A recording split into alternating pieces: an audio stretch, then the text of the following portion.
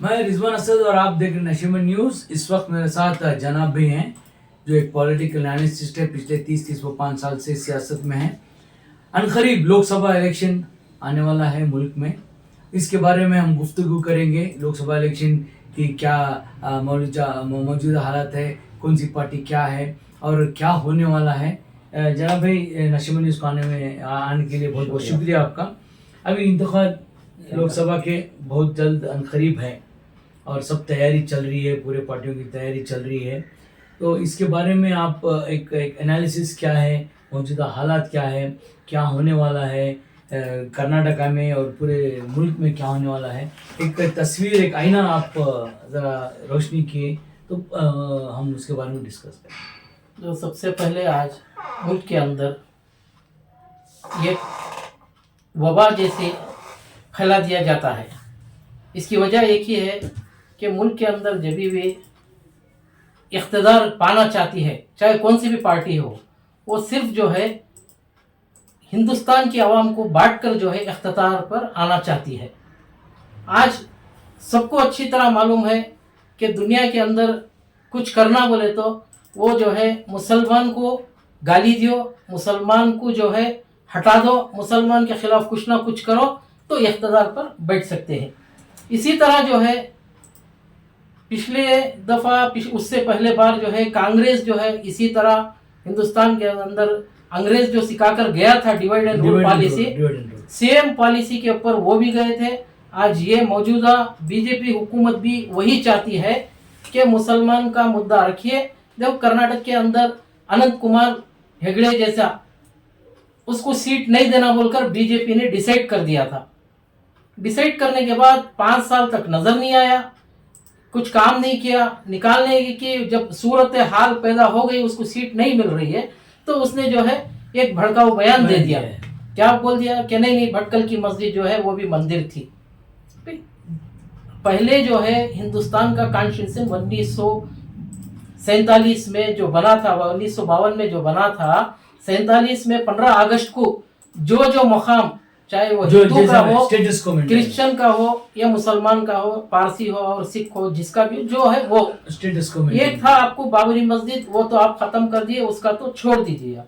और नई बात हर जगह जो है आप अनंत कुमार हेगड़े इलेक्शन जीतने के लिए मुसलमान को लेके आ जाते हैं बीच में।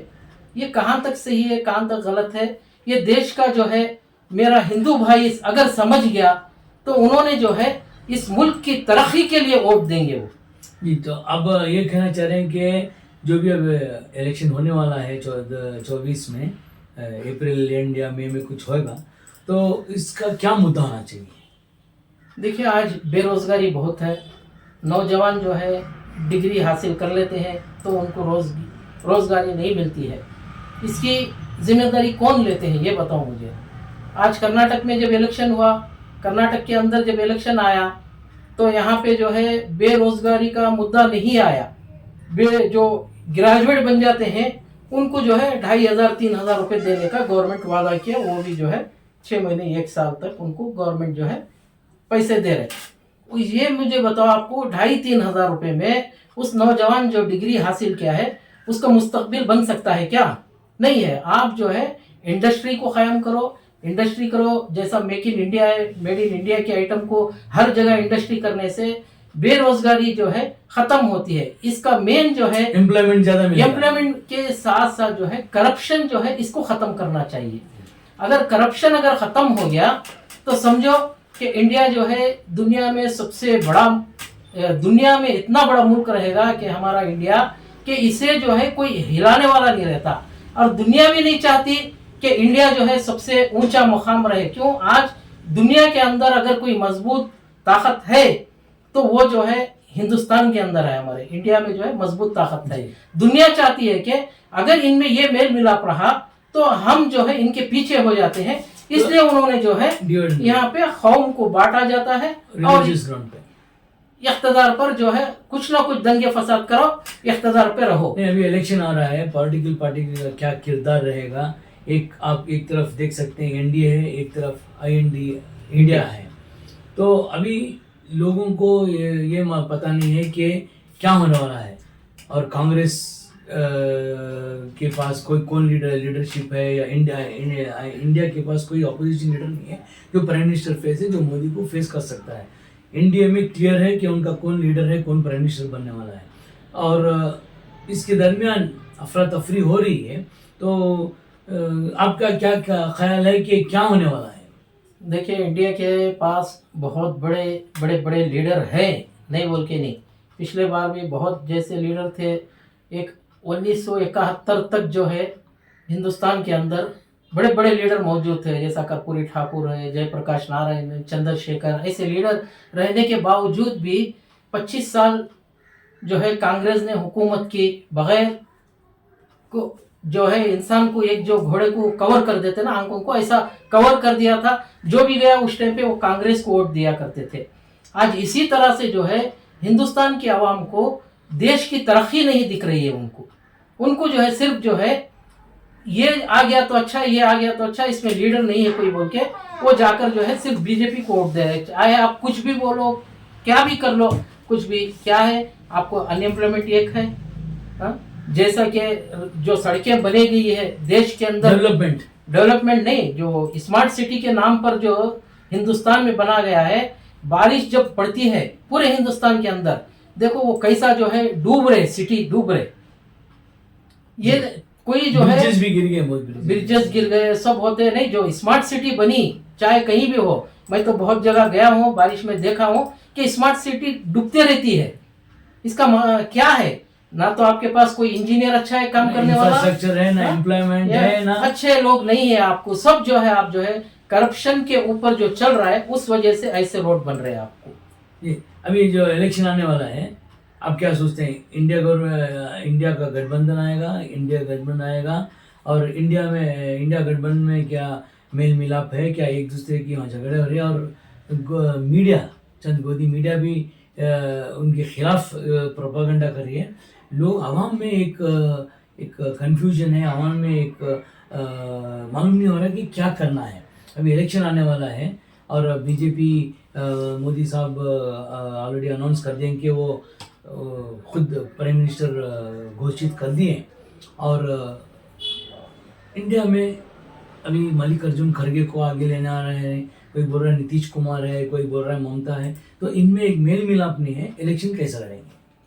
देखिए, सबसे पहले आज इंडिया के अंदर एक बड़ी पार्टी जो थी, इंडिया अलायंस बोले, इंडिया अलायंस जो है, नहीं पूरे इंडिया की बात कर रहा हूं मैं। इंडिया भारत के अंदर जो है एक बड़ी पार्टी जो थी वो कांग्रेस पार्टी थी। कांग्रेस पार्टी जो है 1977 के बाद जो है वो खत्म होते गई। बड़े बड़े लीडर जो है उनके खत्म हो गए। आज इस हालत में भी उनकी पार्टी के लीडर जो है दिन ब दिन पार्टी छोड़ के जा रहे हैं। तो इस वक्त में जो है सिर्फ एक नेशनल पार्टी अगर दिख रही है, खुली बात है कि ये बीजेपी है इंडिया के अंदर। बीजेपी को छोड़ने के बाद कोई जो है नेशनल पार्टी के जैसा नहीं दिखती।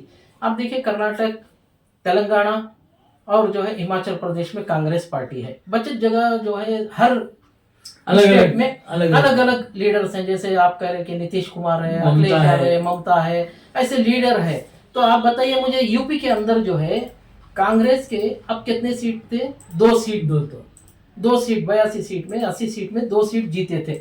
78 सीट वहां पर वो नहीं जीते हुए हैं। तो आज अगर वहां पे इंडिया गठबंधन उनको अगर 10 सीट भी देती है, तो मैं समझता हूं कि ये इंडिया गठबंधन का नुकसान होता है। वहां पे कांग्रेस नहीं है यूपी के अंदर। इस तरह जो है वहां की रीजनल जो पार्टीज है उनको छोड़ देना चाहिए। अब कर्नाटक के अंदर जो है रीजनल पार्टी कोई है नहीं, तो कांग्रेस को इधर ज्यादा सीट, यहाँ कांग्रेस को जो है ना नहीं है ही नहीं कि उनका गठबंधन कौन है बताओ आप मुझे। ये क्या सीपीआई को देंगे, सीपीएम को देंगे, फॉरवर्ड ब्लॉक को देंगे? किसी को सीट नहीं देंगे। 28 के 28 यही कॉन्टेस्ट करेंगे। तो यहाँ पर आकर अखिलेश यादव मांग सकते क्या? समाजवादी पार्टी का एक एमपी दे दो। बंगारप्पा को वक्त हमारे एमपी बने थे यहाँ पे, आज दियो बोले तो ये लोग देते हैं क्या? नहीं देंगे। ऐसा नहीं है। इस तो तरह जो है कि कॉम्प्रोमाइज करके कॉम्प्रोमाइज अगर करेंगे, वेस्ट बंगाल में ममता बनर्जी से कॉम्प्रोमाइज कीजिए, नीतीश कुमार साथ कॉम्प्रोमाइज करो, और तुम्हारे झारखंड में कॉम्प्रोमाइज करके एक लेके चलो। ये नहीं सुना कि मैं खुद, मेरी पार्टी है, मैं आना चाहता हूँ, मेरे को ज्यादा सीट दो, नुकसान होगा। आपका ये कहने का मतलब है कॉम्प्रोमाइज भी करना चाहिए। और जिस स्टेट के अंदर कौन सी पार्टी इख्तिदार पर है, उसका जो है अगर नहीं भी है तो वो रीजनल पार्टी वहाँ की सेकेंड है, जैसा Samajwadi party, Nitish Kumar, DMK JDU, RJD, DMK, इन लोगों का जो है वहाँ पे मजबूत होल्ड खिला है। ऐसे को छोड़ दो, डीएमके आप बताओ मुझे क्यों, कितने साल हुआ तमिलनाडु के अंदर कांग्रेस गवर्नमेंट खत्म होकर, क्यों आज तक वहां पे नहीं आई? अगर वहां जाके ये पूरी की पूरी सीट खड़ा कर दिए तो आती है क्या? नहीं आएगी। इस तरह से जो है अगर प्लानिंग कर कर ये भी जो है 51% वोट ले रहे बोलकर आगे गए इंडिया तो कामयाब होती है, वरना तो वो तो 50% वोट पाने की कोशिश कर रहे हैं बीजेपी। तो इस वक्त ऐसा लगता है कि बीजेपी का पलड़ा भारी है, क्योंकि उन्होंने जो है किसी को नहीं छोड़ते, उनके धर्म गुरु से भी वो बढ़ गए हैं, धर्म अधिकारी जो होते हैं उनसे भी जो है ये लोग बढ़ गए हैं। तो हर चीज में जो है इन्होंने मैं बोल के ये आगे बढ़ रहे हैं।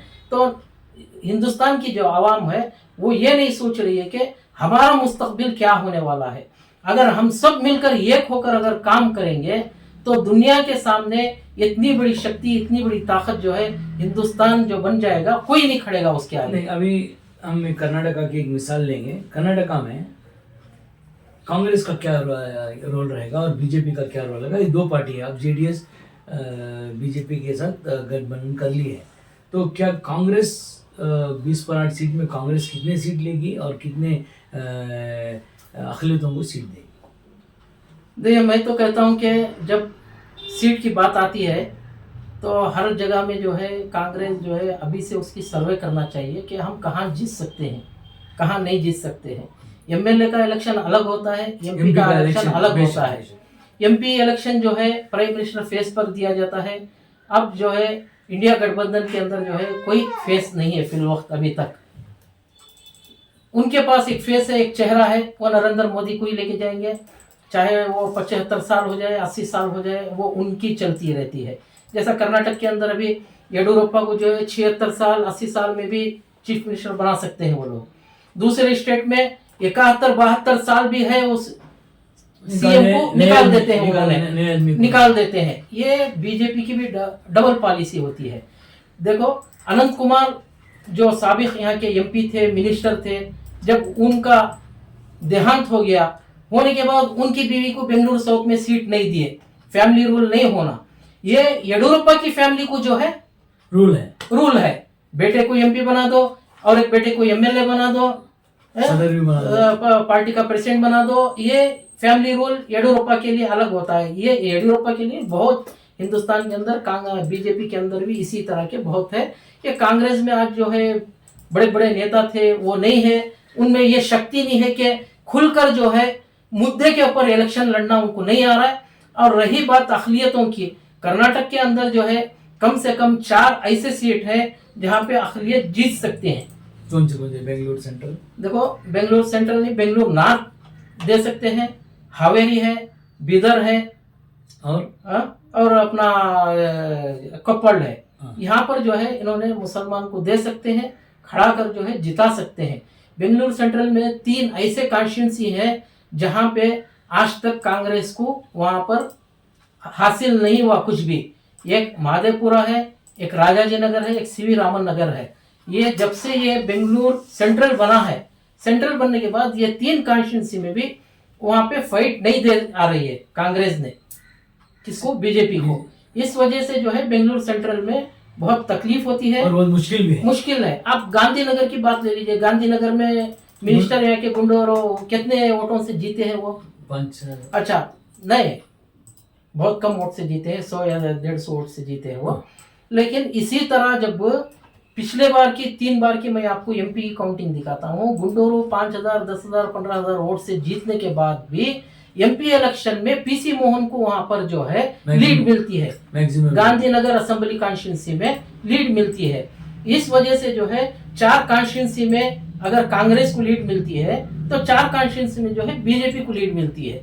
4 जो शिवाजी नगर है, अपना शांति नगर है और सर्वांजा नगर है, चामराजपेट, इनमें जो है बीजेपी को बराबर के वोट मिलते हैं, डिफेंड करती है बीजेपी। यहाँ पर वहां पर जो है लीड लेती है, कांग्रेस जो है उसको कुछ नहीं कर सकते। इस वजह से जो है बेंगलुरु नॉर्थ में अगर मुसलमान को इस बार खड़ाएंगे, बीजेपी के पास भी कोई कैंडिडेट नहीं है। जब से बेंगलुरु नाथ हल्का बना है, कभी डीबी चंद्रेगौड़ा को बना दिया, कभी सदानंद गौड़ा को बना दिया, कभी किसी को लाकर बना देते हैं उन्होंने।